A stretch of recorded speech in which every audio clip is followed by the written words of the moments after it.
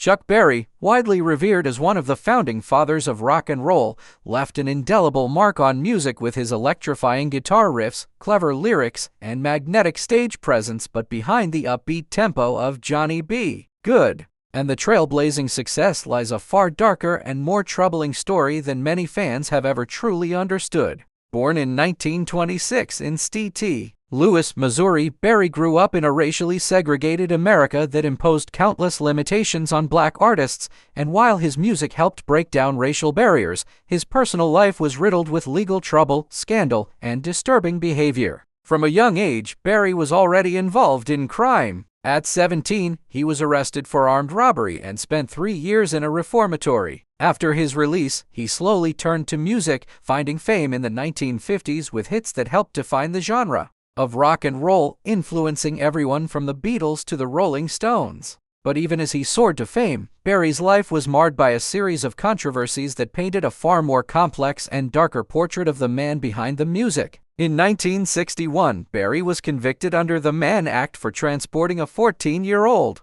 girl across state lines for immoral purposes, a charge that sent him to prison for nearly 2 years. Although he claimed the charges were racially motivated and rooted in harassment by white authorities, the case left a permanent stain on his reputation. Upon his release, Berry returned to performing, but the warm spotlight of fame never fully erased the legal and personal shadows that followed him. His relationships with fans, promoters, and fellow musicians were often tense. He was known for his distrustful and combative demeanor, demanding cash upfront and refusing to rehearse with backing bands. This behavior, while sometimes chalked up to his battles with exploitation in a racist industry, often bordered on paranoia and control that alienated many who tried to work with him. The darkness didn't end there. In the 1990s, Berry faced a number of disturbing allegations when police raided his Missouri home and discovered a stash of videotapes that allegedly showed women in restrooms at his restaurant, leading to a class action lawsuit.